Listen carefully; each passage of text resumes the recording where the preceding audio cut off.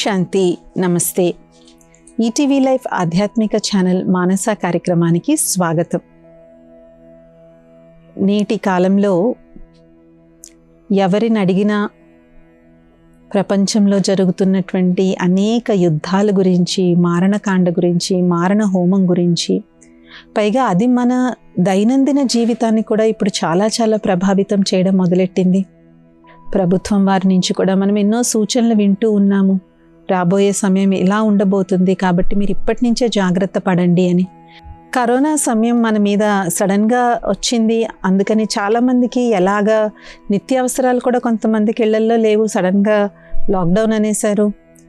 కానీ ప్రభుత్వం వారు ఇప్పటి నుంచే మున్ముందు రాబోతున్నటువంటి పరిస్థితుల్లో ఎలాగ మన దగ్గర ఏవేవైతే సదుపాయాలు ఉన్నాయో వాటిని పొదుపుగా వాడుకోవడం, ఆలోచించి వాడుకోవడం, వీలైనంత వరకు లగ్జరీలు వీటికి కాకుండా సాధారణ జీవితం గడపడం, ఇవన్నీ ఇప్పటి నుంచే అలవాటు చేసుకోవడం మంచిది అనేటువంటి సూచనలు కూడా మనకి ప్రభుత్వం వారి నుంచి వస్తున్నాయి. సో ఇవన్నీ జరుగుతూనే ఉంటాయి. Humans are made to adapt. మానవులు ఈ భూమిపై ఎందుకు సక్సెస్ఫుల్గా ఉండగలిగారు అంటే మానవులు ఏ పరిస్థితికి తగ్గట్టుగా ఆ పరిస్థితులకి అనుగుణంగా అడ్జస్ట్ అయ్యే కెపాసిటీ ఉంటుంది.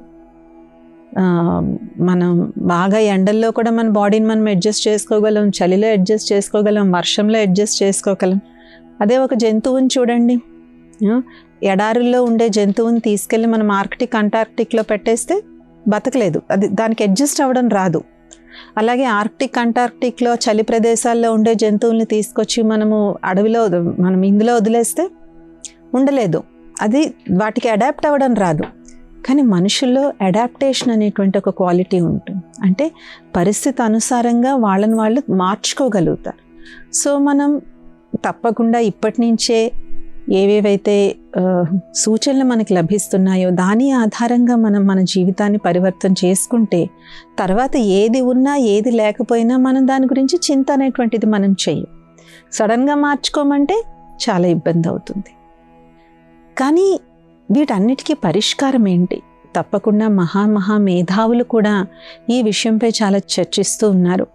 రాజకీయవేత్తలు అవ్వచ్చు, శాస్త్రజ్ఞులు అవ్వచ్చు, ఆధ్యాత్మికవేత్తలు అవ్వచ్చు, తత్వవేత్తలు అవ్వచ్చు, ఎవరైతే ఫిలాసఫర్స్ ఉంటారో వాళ్ళు, చరిత్రకారులు, హిస్టారియన్స్, హిస్టరీలో ఒకప్పుడు ఇలాంటి పరిస్థితి ఎప్పుడు వచ్చింది, అప్పుడు ప్రపంచంలో ఏం జరిగిందని ఇలా హిస్టారియన్స్, ఇలాగా చాలామంది తమ అభిప్రాయాలు అనేటువంటివి తెలియచేస్తూ విశ్వశాంతి అనేటువంటిది మనం ఎలా సాధించాలి అనేటువంటిది ఒక చాలా చర్చనీయాంశమే కాకుండా చాలా అవసరమైనటువంటిది.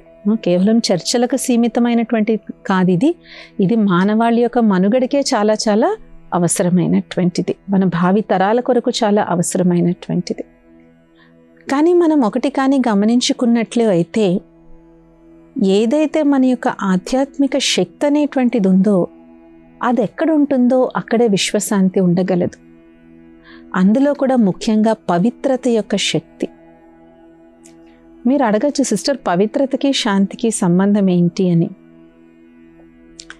చూడండి, కొంతమంది స్టేట్మెంట్స్ ఇస్తూ ఉన్నారు, మేము ఈ యుద్ధాలన్నీ చేస్తుందే విశ్వశాంతి కోసము అని చెప్పేసి. ఈ ప్రపంచంలో ఇప్పటి వరకు లెక్కలేనన్ని యుద్ధాలు జరిగాయి. ఏ యుద్ధం వలన శాంతి వచ్చిందా? శాంతి అనేటువంటిది రాదు. ఎందుకంటే శాంతి అనేటువంటిది ఒక చాలా దివ్యమైనటువంటి శక్తి. అలాంటి దివ్యమైనటువంటి శక్తి మారణ హోమము అనేటువంటి ఆ నెగిటివిటీ కూడా కాదు, ఆ భయంకరమైన పరిస్థితుల్లో ఎలా ఉంటుంది? ఉండదు, అక్కడి నుంచి అది వెళ్ళిపోతుంది. ఇప్పుడు చూడండి, మనం ఇంట్లో శాంతిగా ప్రశాంతంగా ఉండాలి అనుకుంటే జనరల్గా ఎప్పుడన్నా ఇంట్లో భార్యాభర్తల మధ్య గొడవ అయిందనుకోండి, గొడవైనంతసేపు ఒకరి మీద ఒకరు అరుచుకుంటారు, తర్వాత ఎక్దం కామ్ అయిపోతారు, చుప్ అయిపోతారు. కానీ దాన్ని మనం శాంతి అనగలమా? ఆ ఇంట్లోకి వెళ్ళగానే మనకేమనిపిస్తుంది? ఇల్లు అయితే కామ్గానే ఉంటుంది, కానీ శాంతిగా మాత్రం ఉండదు.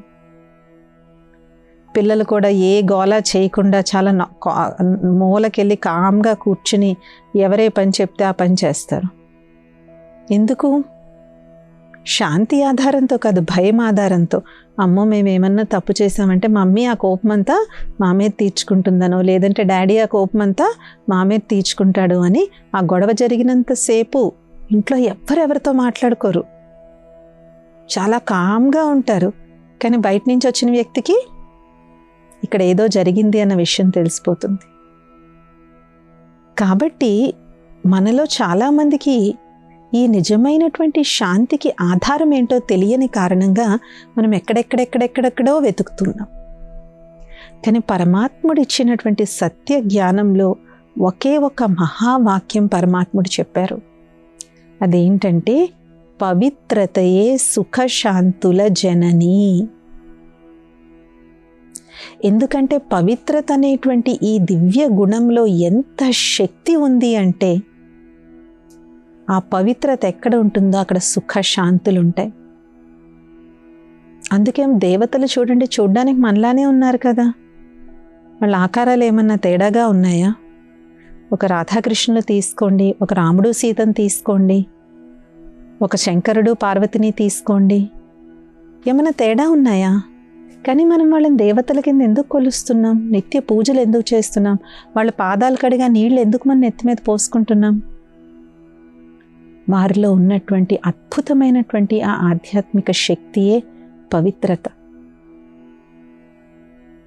స్వచ్ఛత, సత్యత. అందుకే మనం వారి పాదాలను కూడా దేంతో పోలుస్తాం? పద్మాలతో పోలుస్తాం. వాళ్ళ కళ్ళని కూడా పద్మాలతో పోలుస్తాం. పద్మహస్త అని అంటాం, పద్మపాద అంటాం, పద్మనయన అని అంటాం. ఎందుకంటే పద్మం అనేటువంటిది పవిత్రతకు నిదర్శనం. శాంతి అనేటువంటి ఈ దివ్య గుణం సమాజంలో రావాలి అంటే దానికి ఆధారమైనటువంటి base, foundation is peace, truth and benevolence. ఎప్పటి వరకు అయితే పవిత్రత అనేటువంటి శక్తి లేదో సమాజంలో, అప్పటి వరకు శాంతి రాదు. దీన్ని ఇంకా మనం లోతుగా అర్థం చేసుకుందాం. ఎన్నోసార్లు యుద్ధాలు ఆగిపోతాయి, కానీ శాంతి మాత్రం రాదు. ఎందుకంటే ఆ యుద్ధం మళ్ళీ ఎప్పుడు రాజుకుంటుందో అనే భయమే అందరిలో ఉంటుంది. ఎందుకు అక్కడ యుద్ధం ఎందుకు ఆగింది? వాళ్ళ టర్మ్స్ అండ్ కండిషన్స్ సాటిస్ఫై అయ్యాయి కాబట్టి యుద్ధం ఆగింది. ఇద్దరిలో ఎవరో ఒకరైనా మళ్ళీ ఆ టర్మ్స్ అండ్ కండిషన్స్ని వైలేట్ చేస్తే నిమిషం కూడా పట్టదు మళ్ళీ బాంబులు ఆకాశంలో తిరగడానికి. ఎందుకంటే దాని యొక్క ఫౌండేషన్ అనేటువంటిది ఆధ్యాత్మికతలో లేదు, పవిత్రతలో లేదు, స్వచ్ఛతతో లేదు. ఇరు వర్గాల వారు కూడా ఏంటి, వారి మాట చెల్లింది కాబట్టి అక్కడ కొంతసేపు వాళ్ళు ఆపారు. కానీ పరమాత్ముడు ఏమంటున్నారంటే, ఎక్కడైతే స్వచ్ఛమైనటువంటి హృదయం ఉంటుందో, ఎక్కడైతే స్వచ్ఛత అనేటువంటిది ఉంటుందో, అప్పుడు ఏమవుతుంది, ఆ హృదయం నుంచి, అలాంటి బుద్ధి నుంచి, అలాంటి దివ్య బుద్ధి నుంచి ఏదైతే ఆలోచన పుడుతుందో అది సర్వ మానవ కళ్యాణానికి అది ఉపయోగపడుతుంది. భారతదేశంలో ఉన్న పౌరులందరూ కూడా తప్పకుండా ఒకసారి సాబర్మతి ఆశ్రమం వెళ్ళి చూడాలి. ఎందుకు వెళ్ళి చూడాలి సాబర్మతి ఆశ్రమం? ఇండియాలో చాలా ఆశ్రమాలు ఉన్నాయి, కానీ అదొక చాలా వినూత్నమైన ఆశ్రమం. సాబర్మతి ఆశ్రమం నుంచే మన స్వాతంత్ర సమరయోధులందరూ భారతదేశం యొక్క స్వాతంత్రం కోసం వాళ్ళు పోరాడారు. కానీ అక్కడికి వెళ్ళిన తర్వాత అది ఒక స్వాతంత్రం కోసం పోరాటిన స్థలంలాగా అనిపించదు మనకి. అది ఒక యోగులు, మహా తపస్సులు ఉండి ఘోరమైనటువంటి తపస్సు చేసిన ఒక తపో భూమి కింద మనకు అనిపిస్తుంది. ఎవరి గురించి అయితే మనము పుస్తకాల మీద పుస్తకాలు చదువుతూ ఉంటామో, పెద్ద పెద్ద గ్రంథాలు చదువుతూ ఉంటామో, వాళ్ళు జీవించిన విధానం చూసినట్లయితే ఏంటి ఇంత గొప్ప గొప్ప వాళ్ళు ఇక్కడ బతికారా, ఈ విధంగా బతికారా, ఇంత సాధారణంగా జీవించారా, ఇంత భగవంతునిపై ప్రేమతో వీళ్ళు ఉన్నారా అని మనకు ఆశ్చర్యం వేస్తుంది. ఆ సాబర్మతి ఆశ్రమంలో డైలీ టైం టేబుల్ కూడా పెట్టుంది ఇప్పటికీ. అందరు ఏ టైంలో లెగుస్తారు, ఏం పనులు చేస్తారు, వాళ్ళు రోజంతా ఎప్పుడు భగవన్నామ స్మరణ చేస్తారు, స్వయం సేవ ఎప్పుడు చేసుకుంటారు, వాళ్ళ భోజనం ఏం తినేవారు, ఇదంతా చూస్తే వాళ్ళు ఒక స్వాతంత్ర యోధుల్లాగా కాదు, స్వాతంత్రాన్ని సాధించడానికి మహా తపస్సులు, తపస్వి మూర్తుల్లాగా మనకు అనిపిస్తుంది. ఎందుకంటే బాపూజీ గారు అప్పుడే గ్రహించారు, భారతదేశానికి స్వాతంత్రం రావాలి అంటే దానికి ఆధారం సత్యత, సత్యాగ్రహం, తూటా కాదు. ఆ సత్యత ఇవాళకి భారతదేశంలో ఉంది. అందుకే ఇప్పటికీ భారతదేశం ఎప్పుడూ శాంతి యొక్క మార్గాన్ని చెప్తుంది. ఎందుకంటే మన ఆధ్యాత్మికతలో మనకి చెప్పేటువంటి విషయమే మనకది. కాబట్టి ఎప్పుడైతే శాంతి రావాలి అని మనం అనుకుంటామో ఆ కిందన దాని underlying factor should be these pure divine qualities. చూడండి, అంధకారాన్ని మనం ఎంత బయటికి తొయ్యాలన్నా అది పోదు బయటికి. ఎందుకంటే అంధకారానికి ఏమీ అస్తిత్వం లేదు, దానికి ఒక ఉనికి లేదు. వెలుగు లేకపోవడమే అంధకారం. కాబట్టి మనం ఏం చేయాలి? ఒక చిన్న అగ్గిపుల్లన్నా వెలిగించాలి. ఇన్ ద సేమ్ వే అశాంతి అంటూ ఏమీ సెపరేట్గా ఉండదు. ఎక్కడైతే శాంతి లేదో అదే అశాంతి. కాబట్టి ఆ శాంతికి జన్మనిచ్చేటువంటి గుణమే పవిత్రత. ఎందుకంటే ఈ రెండిటి తాలూకా వైబ్రేషన్స్ ఒకటే. ఎలాగైతే సుఖము దుఃఖము ఒకే టైంలో ఉండవు, భలే సుఖ దుఃఖాలు రెండూ మన జీవితంలో భాగమే, కానీ సుఖము దుఃఖము ఒకే టైంలో ఉండవు. ఐదర్ మనం సుఖమన్నా ఎక్స్పీరియన్స్ చేస్తాం, దుఃఖమన్నా ఎక్స్పీరియన్స్ చేస్తాం. అలాగే జయాపజయాలు, ఐదర్ మనం విజయమన్నా పొందుతాం, లేదంటే అపజయమన్నా పొందుతాం. రెండూ కలిపి అయితే ఒకసారి ఉండవు. అదేవిధంగా ఒకవైపు మనం మారణ హోమం చేస్తూ శాంతి కావాలి, శాంతి కావాలి అంటే ఈ రెండు అపోజింగ్ ఫోర్సెస్ ఒక దగ్గర ఉండవు.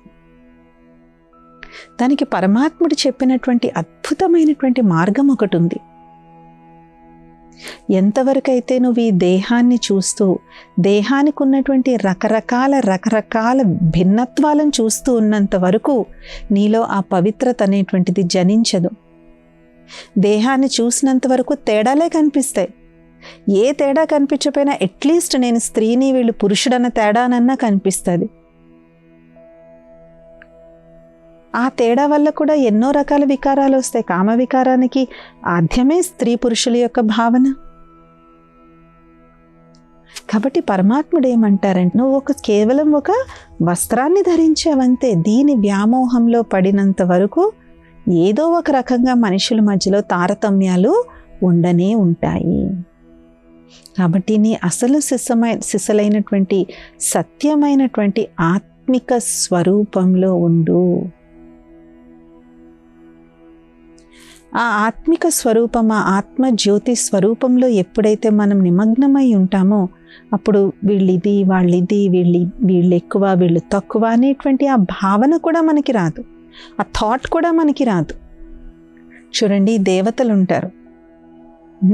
మన రామాయణంలో ఉడత కథ మనం చదువుకున్నాము. ఇది ఉడత, కానీ ఆ ఉడతకి రాముడికి నేను ఎలాగోలాగా హెల్ప్ చేయాలి అనేటువంటి భావన ఉన్న కారణంగా శ్రీరామచంద్రుడు ఉడత మీద ఇలా అనిన కారణంగా ఉడతకు 3 చారలు పడ్డాయి అని మనం పురాణాల్లో మనం చదువుకున్నాము. ఎందుకంటే భగవంతుడికి అలాంటి తారతమ్యం ఏమీ కూడా లేదు. ఎవరు తనని సత్యమైనటువంటి హృదయంతో తనకి ఎవరైతే సేవ చేస్తారో భగవంతుడు వారి ఎదురుకుండా దాసోహం అయిపోతారు.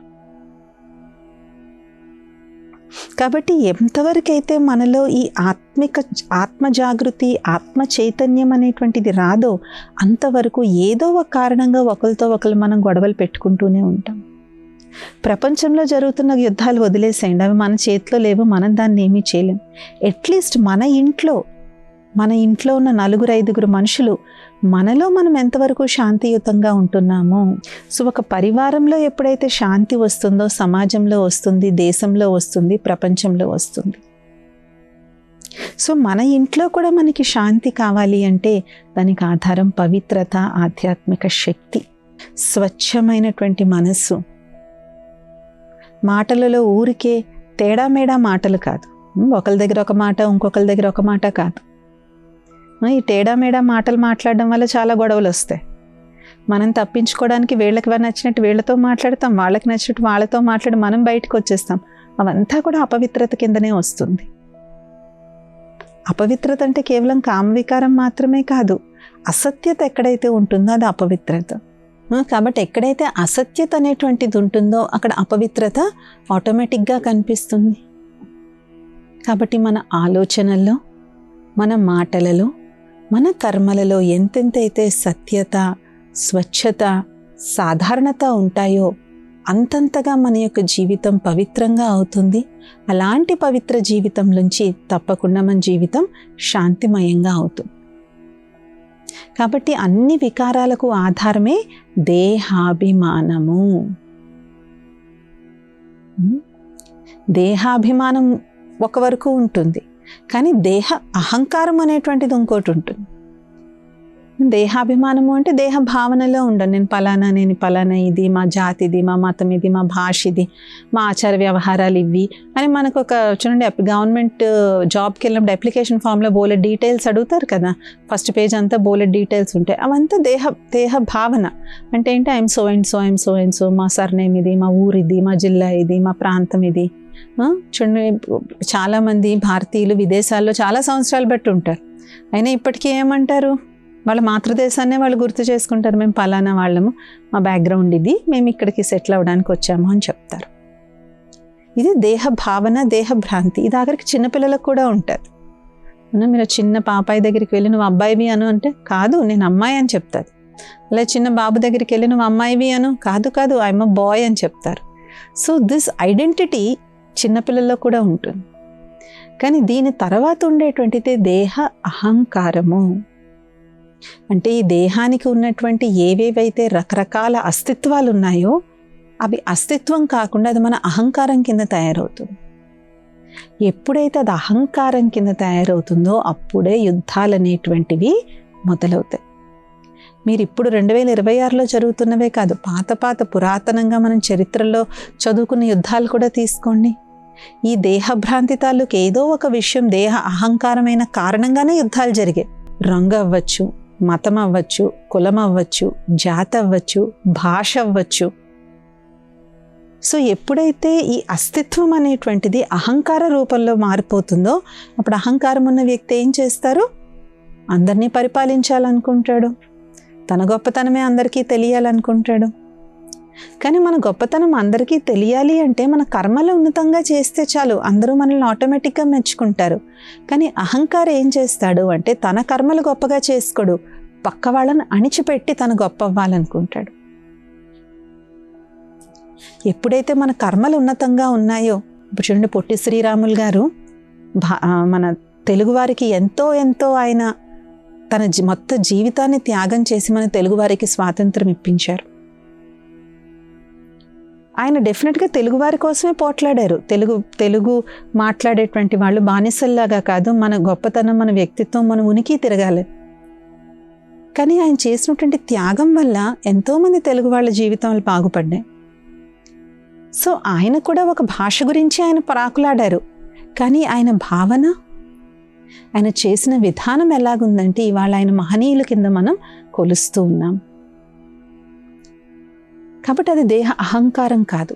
వారి ఉద్దేశం ఏముంది, వీళ్ళందరూ స్వేచ్ఛగా బతకాలి, వీళ్ళకు కూడా అన్ని అవకాశాలు లభించాలి, ఎందులోనూ తక్కువగా ఉండకూడదు అనేటువంటి భావన వారిలో ఉంది తప్ప దేహ అహంకారం వారిలో లేదు. కానీ ఎప్పుడైతే అహంకారం అనేటువంటి వ్యక్తికి ఉన్నటువంటి మొట్టమొదటి ఆయుధమే భయపెట్టడం. ఎందుకంటే అహంకారికి ప్రేమనివ్వడం రాదు, సహృదయత ఇవ్వడం రాదు, పక్క వాళ్ళ బాధను అర్థం చేసుకునేటువంటి ఆ ఎంపథెటిక్ క్వాలిటీ ఉండదు వాళ్ళలో. అహంకారిలో వాళ్ళలో ఉండేటువంటి ఫస్ట్ క్వాలిటీ ఏంటి, పక్క వాళ్ళని భయపెట్టడం. భయపెట్టడానికి వాళ్ళదున్నది ఏం వీక్నెస్ కనిపెడతారు, కనిపెట్టి అక్కడ భయపెట్టడం మొదలు పెడతారు.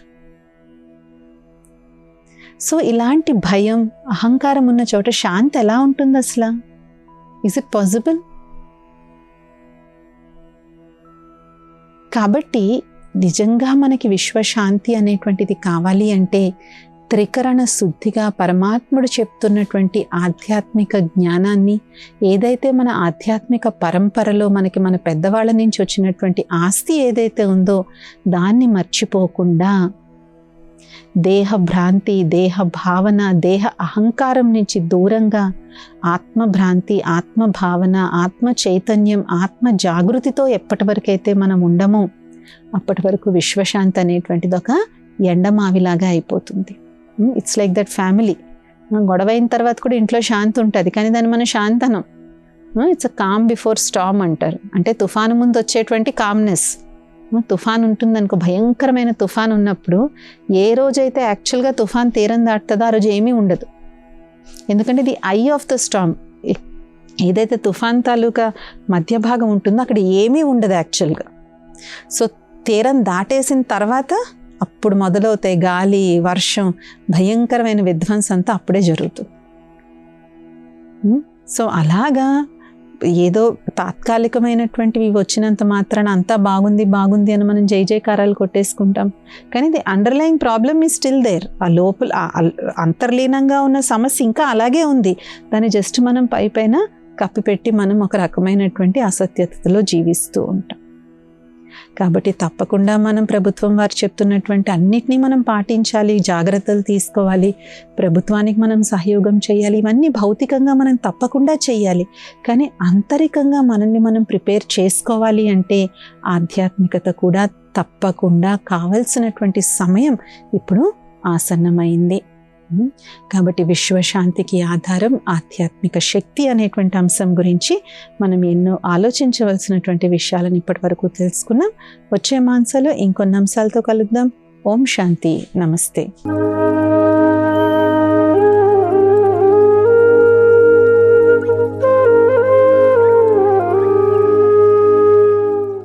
ఈ కార్యక్రమాన్ని తిరిగి చూడాలనుకుంటే www.youtube.com/@ETV Life Spiritual లో చూడవచ్చు.